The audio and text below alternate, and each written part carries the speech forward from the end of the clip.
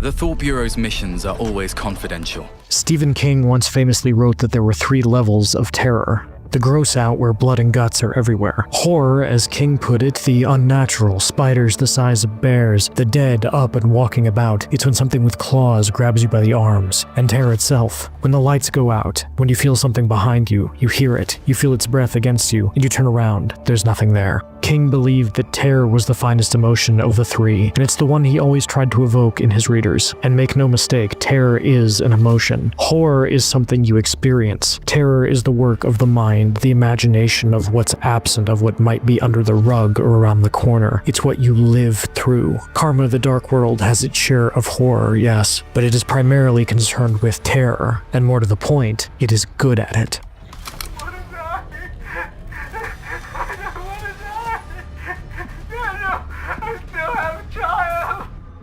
There were times during my roughly 2-hour demo when I was playing at night with headphones on and I had to pause and take a breath. Horror games don't generally scare me. I don't jump, don't yell, don't scream. I know the tricks. But it was 2 in the morning and I was tired and alone and wearing headphones, and something had wormed its way into my brain. And when I had to climb into that vent to enter that blocked off red-tinged room, I decided that was enough for the evening. Something's blocking the other side of the door. I need to find a way around it. Karma is full of little moments like that, where you don't want to go forward, don't want to bear witness, but you must. It is set in an alternate history 1976, and you're stepping into the shoes of Rome agent Daniel McGovern. Daniel is what they call a nightcrawler, an employee of the omnipresent Leviathan Corporation's Thought Bureau. He spends most of his time inside other people's heads. As my demo started, he was being sent to investigate Shawn Mendes, who is accused of stealing something from the Winston Research Institute. You're to investigate that, as well as an unusual incident that took place in the clerical office around the same time. It sounds, as Daniel notes, fairly routine. It isn't. Well done, Rome Agent. Please turn in all evidence through the pneumatic tube. Karma's world is explicitly dystopian, and you'll notice how wrong everything feels right off the bat. Some people have televisions for heads, everyone has a social level, and every minor infraction is recorded, cataloged, tracked, and held against you. Even things as seemingly insignificant as having a stain on your work uniform or applying makeup during work hours. Telescreens require user IDs shaped like floppy disks, are tied to social level, and hang in every room. Leviathan's all-seeing eye is watching you. None of this stuff was explained in the demo I played. It didn't need to be. You understand it immediately, the way you understand a weight hanging around your neck, the same way you understand a noose. This world is wrong, which only adds to what to come. I often hear that you people don't talk a lot. Karma is a first-person game, which only adds to the dread that creeps into you as you play. You're always aware of what you can't see, what you have to look away from to progress, what might happen if you do. Daniel's investigation starts off innocently enough. You explore the Research Institute, piecing together what has happened and solving simple puzzles. You need an ID to open the storage room, so you piece together the code by reading a diary entry and using that to find the clue you need in the world. But soon, the horrors start to creep in. Don't look back appears scrawled on a wall when you flick off a light switch. If you do, you'll see something, a man, a shape, a ghost, appear and then vanish. When you examine the recordings of infractions, something with too many legs seems to be in the image. Something is deeply wrong here.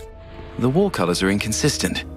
Looks like a painting used to be hung here. Karma builds dread in more subtle ways too. Musical stings that appear and then vanish as suddenly as they come, seemingly at random. The lighting of a room, the destroyed area you're to investigate. It always feels like you're moving towards something, witnessing something, and often you won't want to. Daniel even moves slowly, lumbering like he knows he shouldn't be here, that advancing will lead him to a place he doesn't want to go.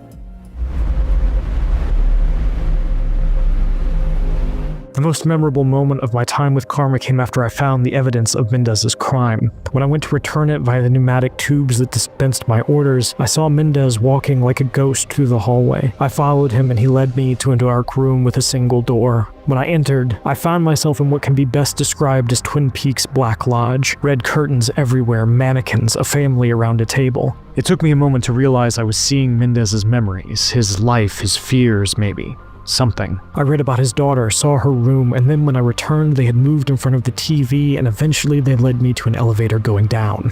I descended.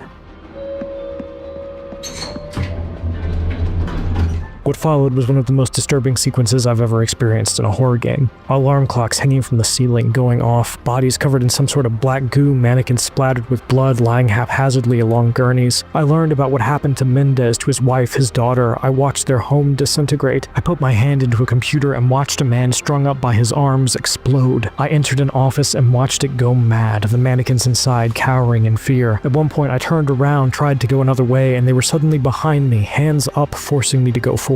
Sometimes the greatest horror is to be forced to watch. And I thought of Revelation, and a voice said, "Come and see." And I looked.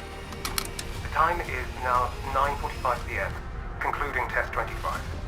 I saw those mannequins hover, saw the black goo cover the floor, saw Mendez's home disintegrate further, learned what befell his family, and the curtains around me, always the curtains. Then back into the office, answering in the ringing phone, previously silent. War, peace, freedom, slavery, ignorance, strength, said the voice on the other end. I recognized the words. Orwell, 1984. Big Brother is watching you. And I followed them until I reached an office where I could walk through the screen and see the big eye that had been watching me. And I saw that eye sprout more eyes, and I watched it follow me as I climbed stairs supported by nothing. And I saw 3 doors leading nowhere, and another phone, and I answered it, and someone, a woman, told me she was sorry that none of this was supposed to happen. And I entered the door in front of me, and something came after me, something I barely glimpsed, but that horrified me all the same, and I fell. And then Daniel woke up, and I let out a breath I didn't know I was holding. My head.